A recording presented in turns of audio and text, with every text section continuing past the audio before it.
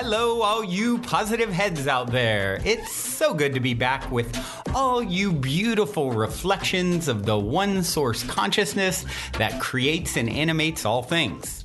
If you're new to this podcast, of course, we are super happy to have you here, and we just ask that you bring an open mind and heart to your listening experience and to be prepared to explore vantage points that I'm convinced will help shift or solidify your current understanding of the ultimate nature of reality. While listening, you'll be exposed to inspiring, empowering, and unifying perspectives that I'm highly confident will yield stellar results in your life if you opt to try them on for size. Also, at optimistic.tv, we have officially begun releasing the first few episodes of our new late-night style, consciousness-elevating video variety talk show, Optimistic, which features live visionary art, soul share interviews, retreat guests here at the Mystic Manor, as well as live musical performances. I'm also super excited to announce that we are currently making plans to release the rest of Season 1 on my personal favorite online streaming service. So stay tuned to optimistic.tv to follow the unfolding development of this exciting Optimistic expansion, as we'll be posting more info and release dates there soon. And in the meantime, be sure to check out, of course, the first few episodes at optimistic.tv as well.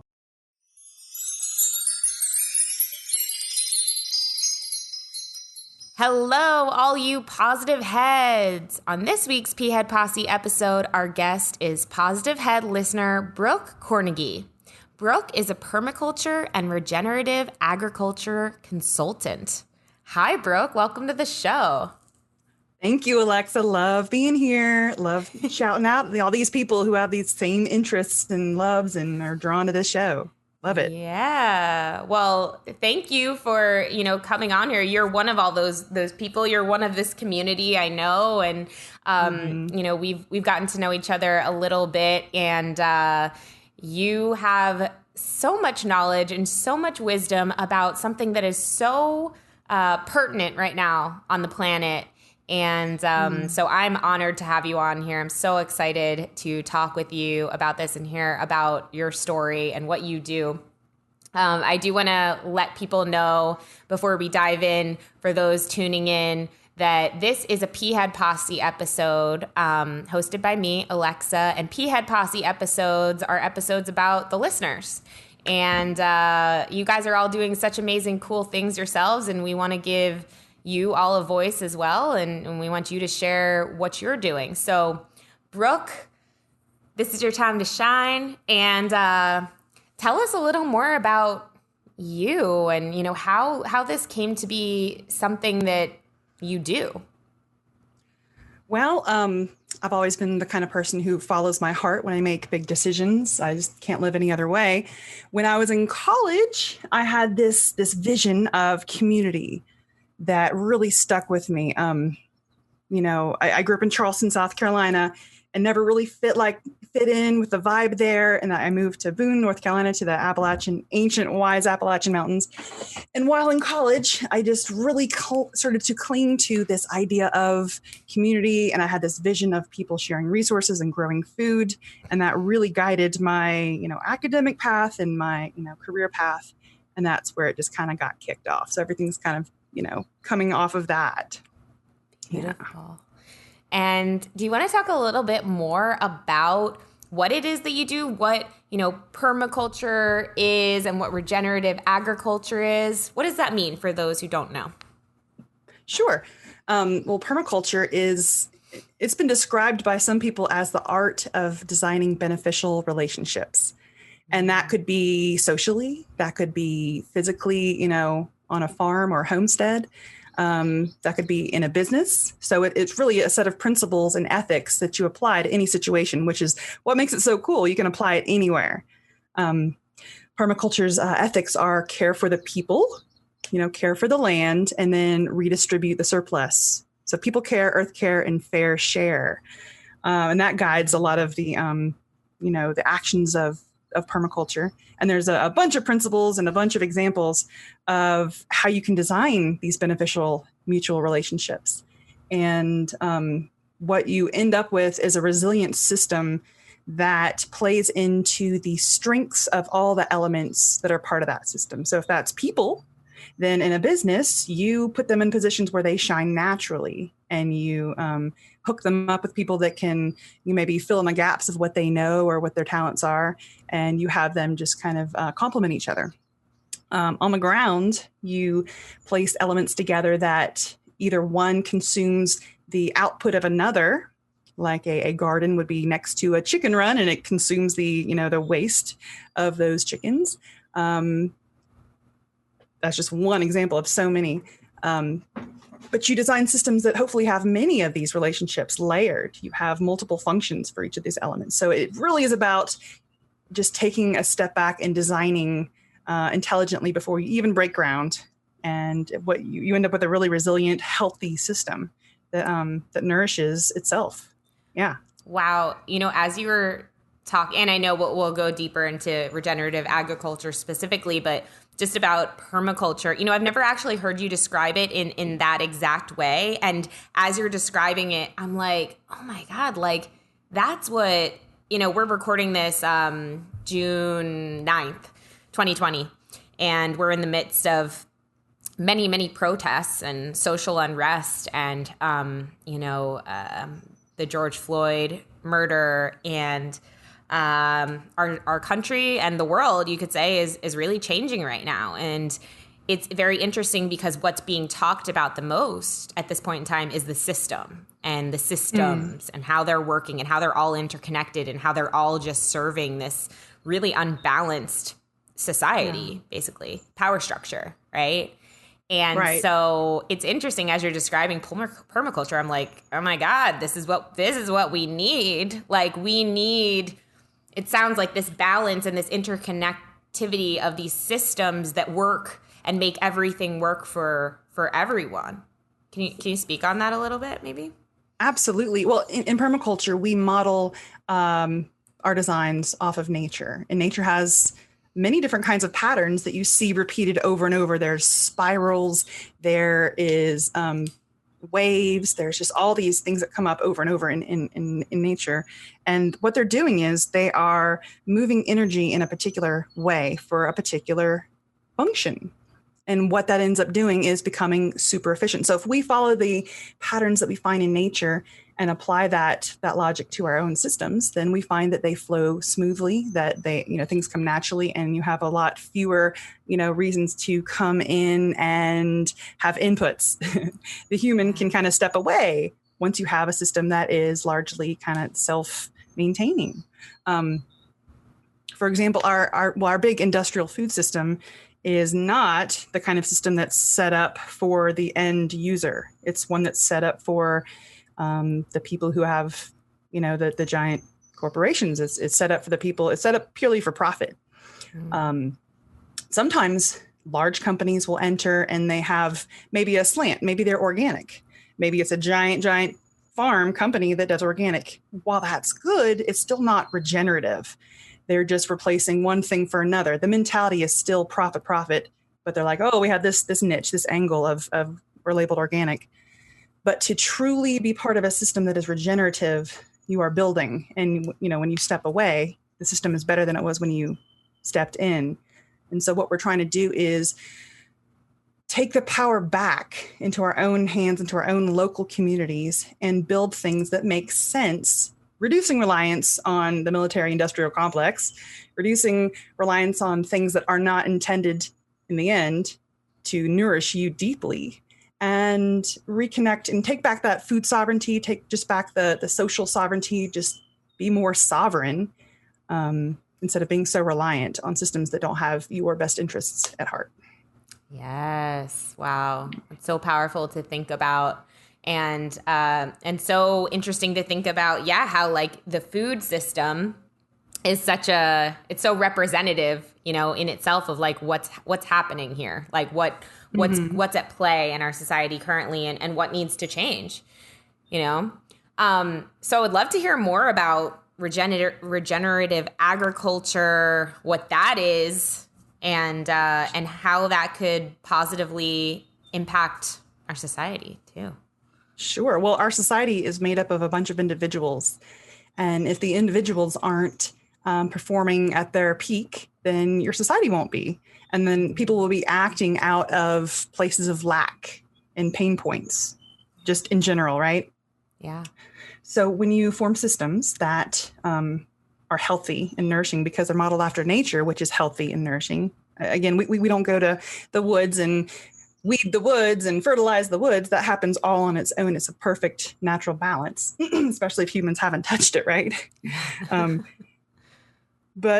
when you start doing that and you start nourishing yourself deeply, especially, for example, with foods that are grown, that are high vibrational, that are high nutrient dense, then our bodies don't even know what to do with this food. They've been missing it our whole lives. Most of the food that most of us eat in the West are just straight up have just a fraction of the nutrients that our ancestors ate. So when you look to the foundation of food, which is soil, you look at what the soil's needs are, you build up the soil to be alive, and you enable the functions that soil already does. Did you know that a plant can feed itself? The plant does not need a farmer to come along and say, oh, looks like you need some nitrogen, phosphorus, potassium, calcium, sulfur, magnesium, yada, yada. The biology has been evolving to feed itself. So, for example, a plant root. A plant will tell the root, I need some of this molybdenum or this cobalt. It'll actually create a sugar and release it through that root that communicates that need to the microbes in the area. It attracts the microbes that know how to get that molybdenum or cobalt and deliver it precisely where it's needed, when it's needed, in the right amount. So that is an intelligent system that is resilient. And when you set up that soil biology to be, in balance, and that requires, a little bit of know-how, then you can step back and you can eventually get to this point where you're just producing crazy amounts of food that are healing people inside and out. When you are nourished deeply, then your mind works differently. When your DNA has all of the enzymes, all the micronutrients, all the little bits and pieces that it needs, then it will begin to turn off the DNA strands that cause cancer. It'll turn off the markers and the bits and pieces that bring in the disease and the imbalance.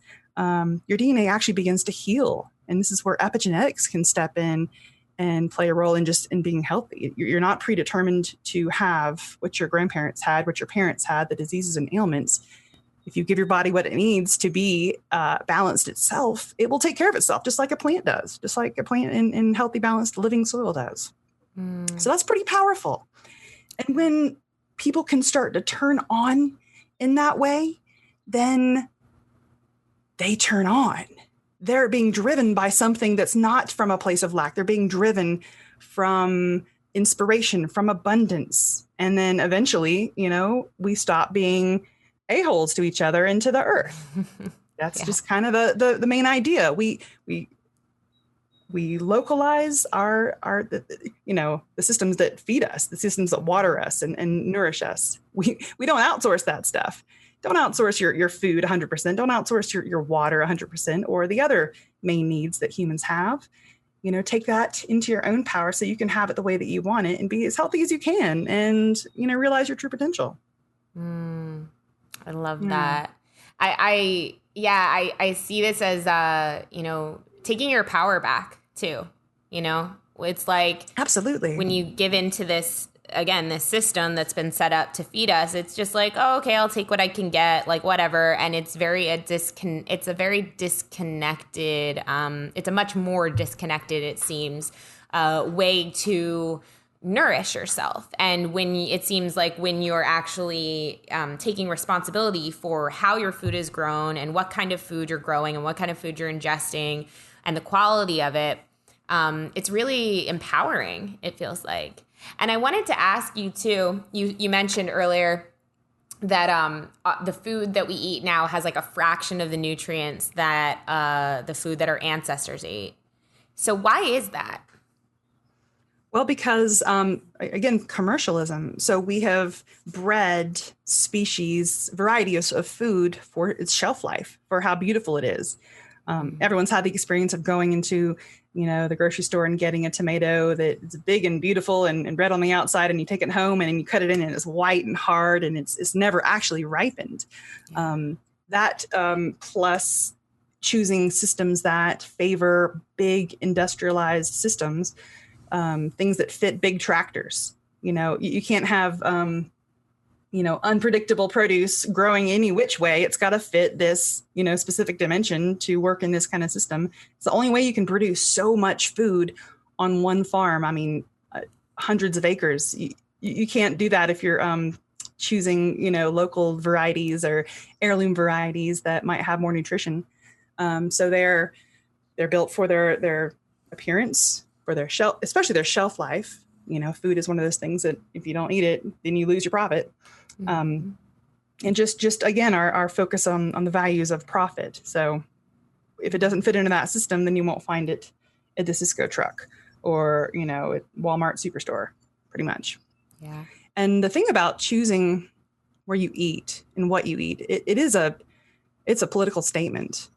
Not only is it you're choosing not to be a part of systems that degrade the soils, that pollute Mother Ocean, that cause sedimentation in our rivers, that cause poison of its waters and its soils and its ecosystems, that that don't kill honeybees and other pollinators.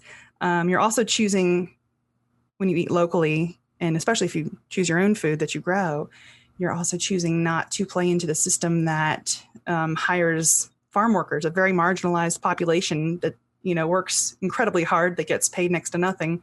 Migrant farm workers go from farm to farm, and they're often living under really harsh circumstances. And it's just not a fair, equitable system. They're not protected from the chemicals they're applying to the land. So you have those circumstances under your control. If you can go to the farmer's market or enroll in a CSA, you can actually visit that farm and see how they operate. If you're growing your own yard, of course, you're going to know how that food was produced and if it was ethical or not. So it is also a social statement. Not to mention, you're not playing into the big industrial, profit-driven machine. Totally. You just gave me the kind of visualization of the image of it goes into what we're discovering now, right, on a large scale throughout our society and culture of everything has kind of been this false, we're seeing behind the veil, right? We're starting to see the truth of a lot of things, of all of these systems, right? Pulling back the curtain. Yes. There's Oz, this little bald man. Yes, exactly. And so it's interesting to think about it when you're talking about everything has to fit within these, aesthetic guidelines, and it has to look a certain way, even if on the inside, it's not even a tomato hardly at all. You know what I mean? It just has to look like one, right? And so it really is interesting how even just looking at the food system, it's that's fake too. You know what I mean? That's not actually real. We're not getting what we think we're getting or what we're being told. And so, as you mentioned, one of the solutions to that beyond going to a farmer's market or CSA is to, have your own garden and grow your own food. And I know that, Brooke, you help people learn to do that because that is, I know so many people, especially right now, especially when coronavirus started, when there were shortages or supposed shortages, whatever, and people were kind of freaking out, people started to want to reconnect with their land and learn to grow their own food. But it also, I know, can seem a little daunting to some people because they're just not exactly sure what the right conditions are, what they need to get started. So I know that one of your gifts is to help people do that, learn to do that and hold their hand. And so can you talk about, more maybe of the benefits of growing your own food and how you work with people to help them do that? Oh, absolutely. Well, a lot of things happen when you begin to interact with your land. It's one thing. So you can, again, visit the farmer's market, get involved with the CSA to get that food into your house. But if you also want to connect with your land physically, then there's a lot of benefits that come that way as well. Just the connection with Earth is very powerful and so healing. There's a recent documentary that came out about grounding. So just the physical act of putting bare feet on the ground does a lot to reduce inflammation and increase our sense of oneness and peace, and help drain out the stress and anxiety of, living in this time. But, there's physical interactions also, like there's certain bacteria that are in the soil that when they enter your body, they actually release feel good, happy serotonin in your brain, or release dopamine. We are built for this. If we don't have this contact with the earth, like is such a weird recent phenomenon in our society, then we start to see ailments. Just like if we start eating bullshit food, we start to see, physical ailments. And, Western medicine has a lot of good points, but the whole industry does benefit from this. It benefits from people getting cancer. It's just such a big money-making industry, as far as the big systems that don't have our interests at heart, this is part of it. Feed crappy food, isolate people, get them away from nature, and treat them, in a medical setting with poison. Yeah. I mean, what is chemotherapy? It's straight poison in your veins. One day we will look back on that and say, what were we thinking? Holy moly. So the kinds of techniques that I help people, embody to use to, design their land for edible landscaping are, permaculture principles. And I also use biodynamic principles as well. That is, it's another way of growing that it's pretty similar to regenerative. It is regenerative, but it's different in that it brings spiritual science to bear in the growing of food. So the farm becomes it's regarded as a single organism with many different parts. It's a self-contained entity, and it has its own individuality. And so the emphasis, just like permaculture, is on integrating crops and livestock, cycling nutrients on site, maintaining the soil, maintaining the health and well-being of crops. And the farmer is also part of this whole. But it's set apart from organic ag by its the way that it's approached with the spiritual science of anthroposophy. It's something that was founded by Rudolf Steiner in the early part of the 1900s. And the emphasis is on farming practices intended to achieve balance between the physical and then the higher non-physical realms. So we're actually acknowledging the influence of cosmic and terrestrial forces, and we enrich the farm and everything that comes off the farm, including its inhabitants and everyone who eats it, with more of a life energy. And this plays into all of it too. So the idea is to connect deeply. And in this, when I teach people, I also incorporate grounding exercises, visualizing exercises, ways to just still the mind and connect deeply with all the senses and really deeply listen. In addition to all these other benefits you get, the physical benefits of being outside. So what you end up with is a person who is nourished deeply, who has a better mental balance and capacity for taking on turbulence that gets thrown at us from the world. And then you're contributing to, healing the ecosystem and dipping out of practices that actively harm Mother Earth and all her inhabitants. Yeah. So that's what we work toward. Right now, I've got a package called the Grow and Glow package. And what we do is every week we get together and we have a 1-hour interactive lesson with the other students about a particular aspect of growing. And then once a month, you have an hour-long consultation with me. And then there's 12 lessons to complete sort of the whole kind of package deal. 12 lessons, and you'll have a pretty good idea of how to, you'll feel pretty confident about what to do. But, 1 week at a time is, I think, all that I could personally take on of something new and embody it deeply. Yeah. So that's why it's sort of a slow, integration. 3 months is a good amount of time, as you know, Alexa, to integrate new thought patterns and new practices. So the aim really is on increasing people's confidence and their ability to do these systems on their own, sort of a teach a woman to fish scenario. Yes. Yeah. Before we continue on with today's episode, I'd like to take a quick moment to tell you about our new sponsor, Noom.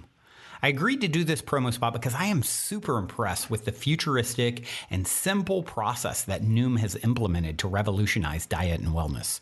Noom is the unique, habit-changing solution that helps users learn to develop a new relationship with food.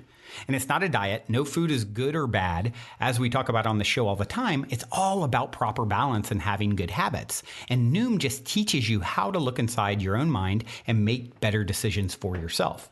Sounds familiar, right? It's based in psychology, so I'm personally really excited about starting to use it to understand my own thought patterns better. And they make it super easy to do with a minimal commitment of only 10 minutes a day, which is essential for someone like me with so much on my plate. No pun intended.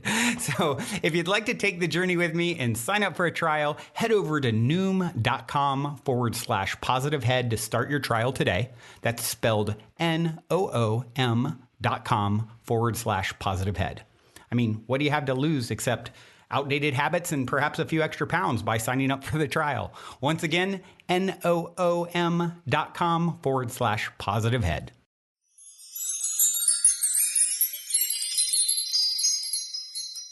So people get to come into this like virtual classroom with you and learn a new element every week about how to reconnect with their land or grow their own food. And then with a consultation, is that where they could like take you into their own backyard or their own little like, home setup, whatever it is, and kind of like show you what's going on, and you can give them very specific tips.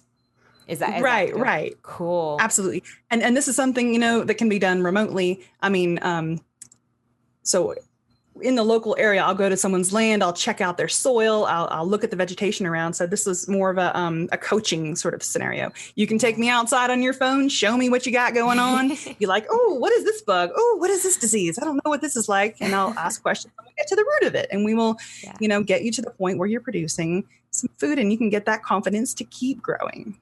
Inside and out. Love it. It's growing inside and out. I love that so much. Right.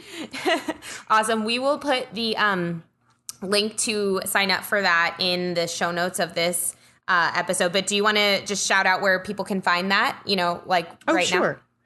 So I have a podcast as well. It's called Soul Soil, and I get to talk to my heroes about the intersection of spirituality and growing in agriculture, whether that's small scale or large scale. And there's a lot of really great conversations in that podcast. But my offerings are housed under that same website, soulsoilpodcast.com/offerings. But that's also where you'll find the podcast links and all that good stuff too. Yeah, I was going to ask about the podcast because obviously everyone listening to this enjoys podcast. And if you're listening to this specific episode and resonating with Brooke and everything we're speaking about, then, you should probably check out her podcast because that's where you can get, way more of these types of conversations. So who are when you say your heroes, who are your heroes? I'm curious. People who are in the permaculture movement, the regenerative agriculture movement, people who are doing neat things, and are also tying it back to the why. So in these conversations, I'm getting to the heart talk of people. I want to know not just what they do, but I want to know why they do it, how it makes them feel, how it enriches their lives, how it helps them to connect to other people and to the earth. And there's a lot of really great insights that I've heard. Starhawk is a big hero of mine. She's an eco-activist living in the Bay Area. And she's written a number of books that have become my treasures over the years. But she also does a permaculture certification course in several locations across the globe every year. But she also has a longer, in-depth one online that really digs deep into, the practicality. There's only so much information you can, relay in 72 hours of a permaculture design certification. But if you dive really deeply, gosh, there's so many aspects of it to get, groovy with. And that's what she offers. Dave Jackie, he wrote Edible Forest Gardens. He's a hero of mine.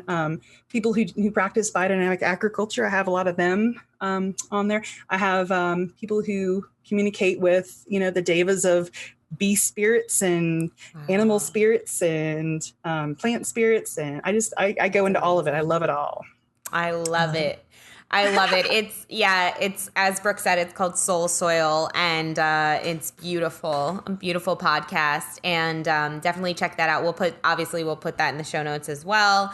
And I just gotta. You mentioned the grounding documentary. What's it called again? Because I watched it. I watched almost all of it. I have to finish it, but it was really good. Ooh, I can look it up real quick. Well, it might be grounding. Yeah, something like that. Super simple. But I was going to tell you, when you mentioned it, I got a little hit. Have you reached out to those people? I haven't. I feel like you should reach out to them to be on the podcast. It's called The Earthing Movie. The Remarkable Science of Grounding. Yeah. Earthing Movie. Yeah. Ooh, I should reach out to them. Absolutely. Yeah, reach out to them. I feel like, I don't know. I just got a little hit on that for you. Nice. Thank you. Of course. I've kind of found that this podcast has been, I did it because I got so many signs and signals from the universe that it's time. Go ahead and do it. The world needs it.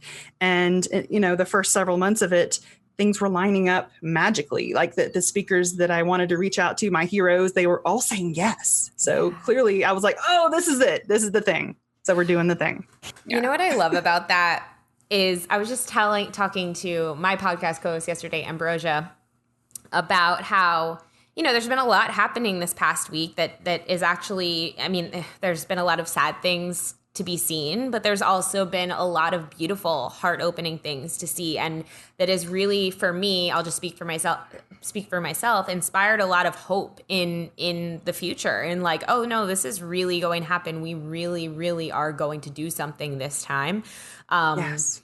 And all I could hear yesterday was, I think I'd heard it from several people who've been on this podcast, the Positive Head podcast, like channelers and intuitives and people who said over and over again over the past few years, we will be the rock stars of the future. These people will be the rock stars of the future. And I remember hearing that, a few years ago, and being like, I felt like it's true, but my brain couldn't fathom it. Like, what do you mean? How would that be? And now I'm like, oh, I get it. Because people are waking up and realizing we've all kind of been, attuned to this for, a few years or however long you've kind of been in this world.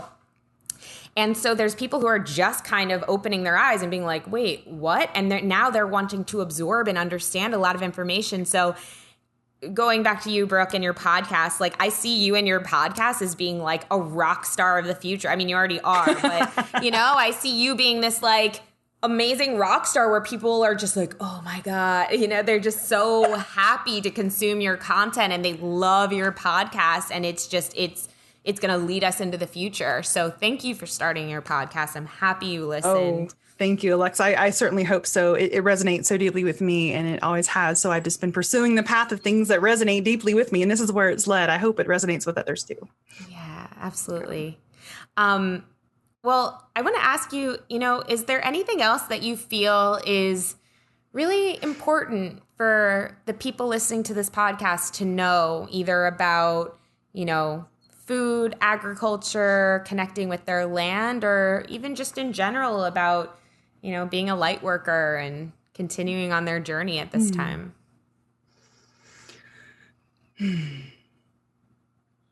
Don't get intimidated by the scope of everything. Every day, take a baby step in a direction that feels good. Take the next right move, take the next right step that feels good. We all have up days and down days. We all are juggling our mental health and our physical health and our, community health.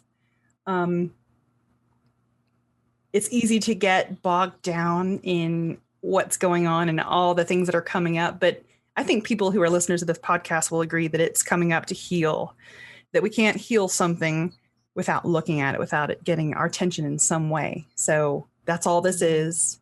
It's cool. And also, if you are interested in connecting with Mother Nature in a way that maybe you haven't before, you can do it in an apartment. You can do it in the middle of nowhere. You can do it in the desert on any kind of scale. There's always going to be some way for you to do that. If you're in a place without any windows, you can still grow something and experience that joy of nurturing a living thing that's going to in turn nurture you and nourish you. Just small steps every day. Getting outside every day, that's something that I hope people are doing, because that just sets you, if you're not getting outside and you're not breathing clean air and you're not, eating good food, then you're not really, it's really, really, really hard to get into a mental, spiritual place to affect any change. Take care of yourself first so that you can take care of others. Yeah. I guess that was like a whole bunch of like, kitschy parables all at once, but it's how, it's what I believe. I love it all. Just affect what you can do in permaculture. We have zones. Zone 0, is your yourself. Zone 1 is your house. Zone 2 is like your herb gardens and stuff. But zone 0 is your inner zone. And you have to attend to that before you can really have any power in the world. Yeah. Yes. As within, so without. And that's your cells are the thing. Yeah. Your cells need to be attended to, that's what you're made up of. So that's what you feed them is what you're going to be. And, it even goes into, the difference between you've shared this with me before. And I just love this image. It's like when you are harvesting and nurturing something that then you get to eat, the love that's going into that, the energy, it's all energy, and the love that you're putting into that. And then you put that into yourself. It's you're putting love into yourself. You're loving yourself. Yes. You're fueling yourself. And I love that you shared with me. And I think it's so on point. So it fosters community too. You have a surplus of something, you swap it with a neighbor. There's community gardens all over the place. It just tends to draw community because, you got to raise a barn sometimes, right? Yes. Not to mention when you're nurturing this food and feeding it to your community, to your family, to your loved ones, that is the most, powerful thing you can consume. Yeah, totally. I love that. I was just thinking how my fiance and I, we live in an apartment. We don't have land. We're in the city, and you were just saying, you can even grow things in an apartment. And we started out with one plant, and then we got 3 more, and then we got 2 giant ones, and then we started getting herbs. And now we have a giant windowsill. And I'm not kidding. You look on the left side of my living room and it's just like a forest. There is every a wall of green. Yeah, there is every herb you can ever imagine. And the other night we were let's make pesto. And so I picked we have different types of basil. I have mint. We put mint in there. We went to the windowsill and we collected it all, made the best pesto ever. And then the most beautiful thing is I'm picking all these leaves off and I'm realizing okay, I'm taking a decent amount of this stuff. And then I'm just what magic is it that they're just going to grow right back? That is abundance. That is, and it shows me that nature is abundant. That is what nature is. Everything else is an illusion, that the heart of life just grows right back, continues to grow. It never stops. And so I think plants for me are an amazing reminder of that. I have a succulent that I've had for forever that my fiance waters the plants and takes care of the plants every single day. And he took care of the plants one morning, and then later that afternoon, I go over to the succulent that we've had on the windowsill forever, and literally there is a giant stalk coming out of it with a little bud on the end. This it's tall, okay, you guys? Never seen it before.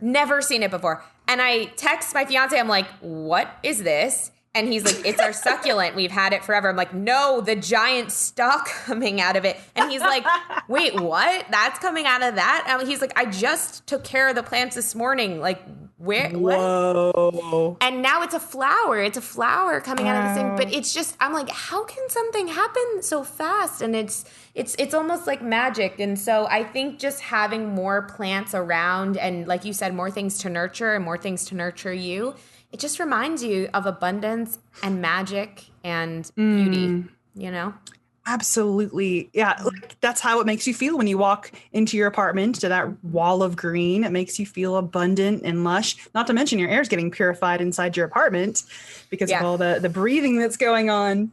But nature is abundant, and it takes a big weight off me when I think about it. I had a recent podcast guest. She goes on walkabouts and she eats nothing but wild foods, raw. And in wild foods, I mean, you think you can create some nutrient dense, agricultural foods. Wild foods already have it. You don't have to do a damn thing. You just go out in the woods. And the fact that we can be nourished from wild foods without even owning property, without paying any taxes, we can sustain ourselves in a very vibrant way just by going to the park. That does take a weight off of me. It reminds me that you don't have to be striving and striving and striving. That option's always there. There are systems in place modeled after nature. Just look to nature and she will show you how abundant life really is. Yes. Yeah. So beautiful. Such a beautiful note to end on. Thank you so much, Brooke, for coming on and just sharing all of your wisdom and your soul soil with us. Plant preacher. Yes, plant preacher, preach. Just a reminder again, shout out the website one more time, Brooke, where you can find your offerings and the podcast. soulsoilpodcast.com. Perfect. soulsoilpodcast.com. Reach out to Brooke, check out her course and her podcast. And Brooke, thank you so much for being here. So much love to you. And as Brandon always says on this podcast, until next time, journey well. Oh, thank you so much. Real quick. I don't know if there's still time to slip this in. Yeah. I have a 10% off offer for the listeners of Positive Head. Oh my gosh. The code is June launch.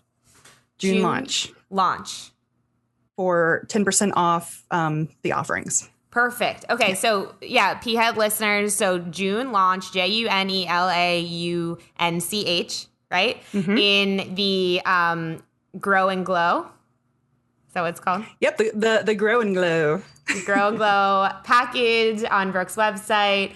Type in the code. You'll get 10% off. Thank you so much for offering that for our listeners. That's so sweet of you. And take advantage of it. This is the time to learn, you guys. This is the time to absorb this information. Who knows what's coming next? Just not to scare anybody, but who the heck knows? 2020 has been crazy. And no doubt. Yeah, and it's time to start educating ourselves on this. So check it out. Thank you, Brooke. Thank you, everyone, for listening. And journey well. Bye, everybody. Much love. And if you're feeling the call to come for a week retreat-style Mystic Manor immersion, remember to go now and book your time to speak with me directly about stepping into the optimistic vortex at calendly.com/talkwithbrandon while there are still spots left. Otherwise, I look forward to co-creating magic with you at the Mystic Manor.